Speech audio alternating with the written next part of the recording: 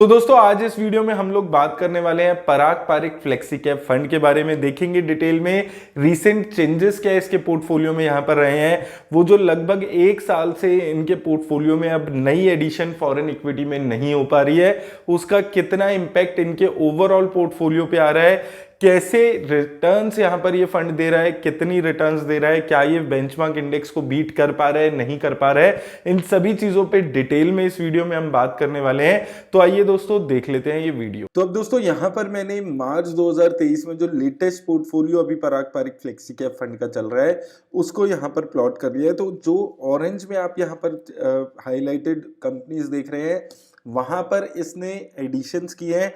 तो मेजरली अगर हम देखते हैं एक्सिस बैंक, आईसीआईसी बैंक और इसके अलावा एचडीएफसी में एडिशन है, और इसके अलावा अगर हम देखते हैं यूटीआई एएमसी में यहाँ पर एडिशन किया है।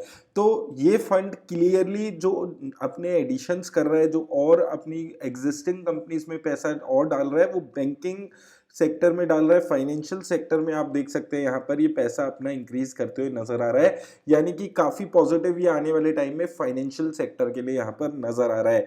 इसके अलावा एक कंपनी जिसमें इसने अपनी जो होल्डिंग है उसको ऐड किया है वो है इन्फोसिस। तो इन्फोसिस के शेयर्स अभी तक इस कंपनी के पास नहीं थे, अब इसने इन्फोसिस के शेयर्स को भी परचेज किया और 0.73% के आसपास शेयर्स इसने यहाँ पर इन्फोसिस के लगभग यहाँ पर परचेज किए हैं। इसके अलावा किसी भी कंपनी से बहुत ज़्यादा मेजर चेंजेस नहीं है, किसी भी कंपनी से यहाँ पर निकला नहीं है अभी भी ये फंड, और टोटल 26 इंडियन कंपनीज इसके पोर्टफोलियो में इस वक्त यहाँ पर मौजूद है जहाँ पर ये अपनी इन्वेस्टमेंट कर रहा है।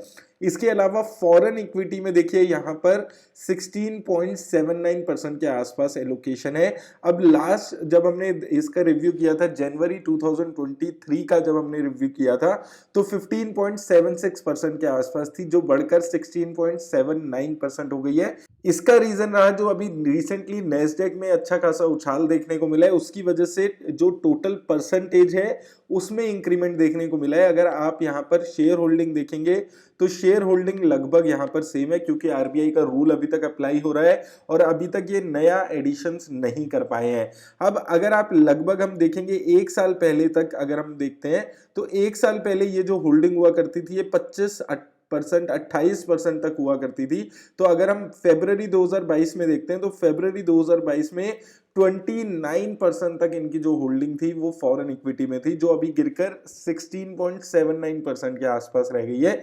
तो लगभग आधी अभी इनकी होल्डिंग हो चुकी है अगर हम यहाँ पर फॉरेन कंपनीज की सिक्योरिटीज में यहाँ पर बात करते हैं। तो अगर अब आप इसमें इन्वेस्ट कर रहे हैं तो आपको मेजरली यही सोचकर इन्वेस्ट करना है कि आप एक इंडियन कंपनीज में लगाने वाले फंड में पैसा डाल रहे हैं, क्योंकि 30% के अराउंड एक बार ये होल्डिंग हुआ करती थी जो गिर गई है।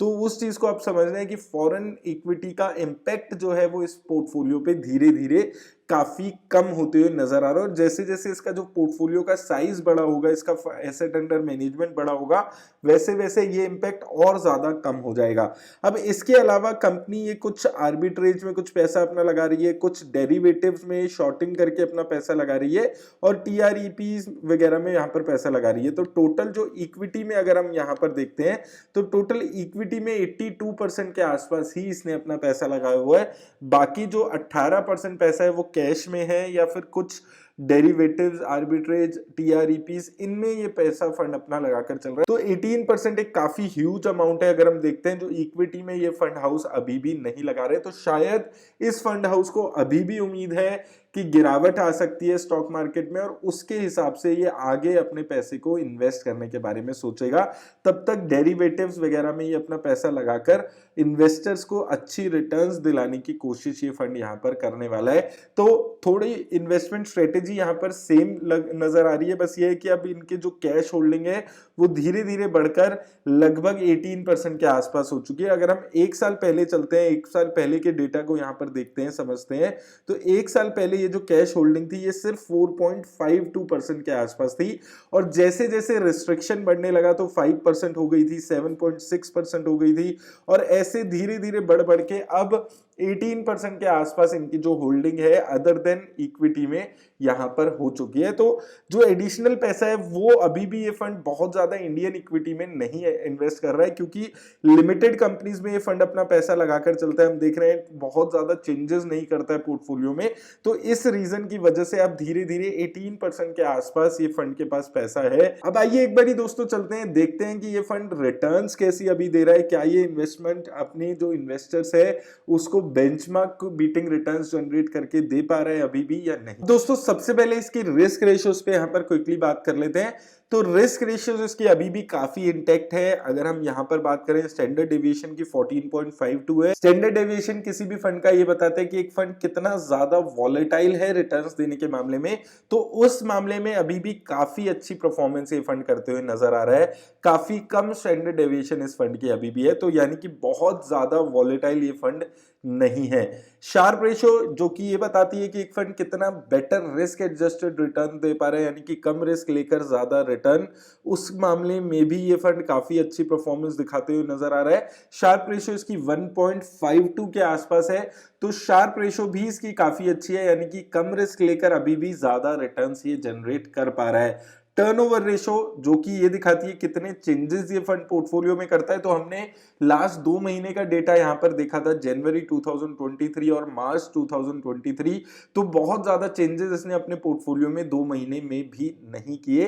तो जिन कंपनीज में इन्वेस्ट कर रहा है उस फंड उन कंपनीज में भरोसा करके चलता है, बल्कि और एडिशन यहाँ पर कुछ कंपनीज में करते हुए नजर आया है। तो टर्नओवर रेशो भी बहुत यहाँ पर कम इस फंड की है, बहुत चेंजेस पोर्टफोलियो में ये नहीं करता है। लॉन्ग टर्म इन्वेस्टर्स के एंगल से लॉन्ग टर्म इन्वेस्टिंग खुद भी ये फंड यहां पर करते हुए नजर आता है, तो एक काफी पॉजिटिव चीज यहां पर रिस्क रेशियोज को देखकर नजर आती है। इसकी रिटर्न्स यहां पर दोस्तों बात कर लें तो देखिए एक साल में सिर्फ 3.4% की रिटर्न है। 10,000 रुपए आपके लगाए हुए इस फंड ने 10,340 बनाए होते वन टाइम इन्वेस्टमेंट की अगर हम बात करते हैं। लेकिन साथ में आपको ये चीज भी याद रखनी है कि पिछले एक साल से ही रिटर्न्स नहीं आ रही है, तो ये आगे देखेंगे कि क्या ये फंड बेंचमार्क इंडेक्स को बीट कर पाए, तो वो ज्यादा इंपॉर्टेंट यहाँ पर डेटा यहाँ पर हो जाएगा। सिंस इंसेप्शन अभी भी अगर हम देखते हैं तो अगर आपने इस फंड की इंसेप्शन में 10,000 रुपए लगाए होते तो लगभग ये फंड अभी 10 साल पुराना होने वाला है। नवंबर 2013 में ये फंड लॉन्च हुआ था, तो अगर आपने नवंबर 2013 में इस फंड में 10,000 रुपए लगाए होते तो ये फंड ने वो पैसा आपका 54,000 के आसपास बना दिया है। 19% के आसपास की रिटर्न इस फंड ने आपको जनरेट करके दी है, तो काफी अच्छी रिटर्न्स है। 5 साल में देखते हैं तो 18% की रिटर्न है। हालांकि एक साल में ये फंड अंडर परफॉर्म करते हुए नजर आ रहा है, उसको आपको यहां पर ध्यान रखना होगा। एसआईपी इन्वेस्टमेंट पे आइए बात कर लेते हैं। तो एसआईपी इन्वेस्टमेंट में भी अगर आप यहां पर देखते हैं तो एसआईपी इन्वेस्टमेंट अगर आप 1,000 रुपीज पर मंथ से इस फंड में एसआईपी करा रहे होते तो यहां पर इंप्रूवमेंट देखने को मिलती है।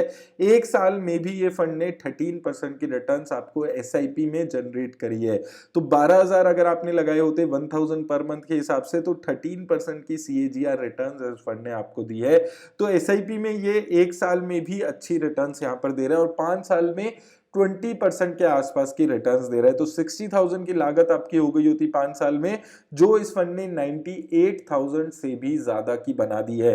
3 साल में 18% के आसपास की रिटर्न है। तो रिटर्न्स यहां पर 1, 2, 3 और 5 सालों में एसआईपी इन्वेस्टमेंट में भी काफी अच्छी खासी नजर आती है। और साथ में आपको ये भी याद रखना है कि इस फंड का जो एसेट अंडर मैनेजमेंट है वो भी काफी हो चुका है, उसके बावजूद भी ये फंड कंसिस्टेंटली अच्छा परफॉर्म करते हुए यहां पर नजर आ रहा है। इसके अलावा दोस्तों जरूरी क्या हो जाता है, ये देखना जरूरी हो जाता है कि क्या ये फंड अपने बेंचमार्क इंडेक्स को बीट कर पाया है या नहीं कर पाया है। तो अगर हम इस फंड की रिटर्न्स को इसके बेंचमार्क इंडेक्स से कंपेयर करते हैं तो देखिए एक साल में जैसे हमने देखा था लगभग 4% की रिटर्न इस फंड ने दी थी, लेकिन इसके बेंचमार्क इंडेक्स ने -1% की रिटर्न एक साल में दी है।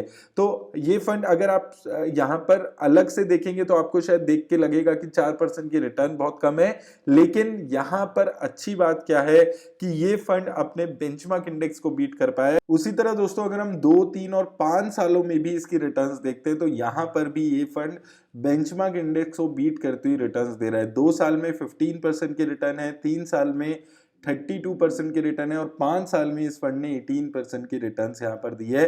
तो कंसिस्टेंट फंड ये काफी चल रहा है। बीच में थोड़ा इसका परफॉर्मेंस यहाँ पर कम हुआ था और मैं आपको पहले भी हर बार अपनी जब हमने इस फंड की रिव्यू वीडियो की है तो यही चीज बोली है कि ये फंड उन इन्वेस्टर्स के लिए हमेशा अच्छा है जो 5 साल 7 साल के लिए इन्वेस्ट करने के बारे में सोचते हैं। और अगर आप शॉर्ट टर्म के लिए इन्वेस्ट करने के बारे में सोचते हैं, 6 महीने साल भर के बारे में इन्वेस्ट करने के बारे में सोचते हैं, तो इक्विटी में आपको थोड़ा सा बचकर रहना चाहिए। तो अगर आप लॉन्ग टर्म के हिसाब से इन्वेस्ट कर रहे हैं तो अभी भी ये फंड काफी अच्छा नजर आता है। लॉन्ग टर्म इन्वेस्टिंग के पर्पज से ही ये फंड इन्वेस्ट कर रहा है। हमने देखा है कि जो कंपनीज ये पोर्टफोलियो में ऐड कर रहा है लगभग पिछले 1-1.5 साल से सेम कंपनीज में इन्वेस्ट कर रहा है, बहुत ज्यादा चेंजेस पोर्टफोलियो में नहीं कर रहा है। तो एक काफी कंसिस्टेंट फंड ये अभी यहां पर नजर आ रहा है। हालांकि फॉरेन इक्विटी की इन्वेस्टमेंट के बाद ऐसा लगा था कि शायद ये फंड परफॉर्म नहीं कर पाएगा, लेकिन अभी भी एक अच्छी परफॉर्मेंस ये फंड यहाँ पर दिखा रहा है। उम्मीद करता हूँ आपको इस वीडियो से हेल्प होगी, लेकिन याद रखिए ये वीडियो किसी भी तरह की इन्वेस्टमेंट की एडवाइस नहीं है।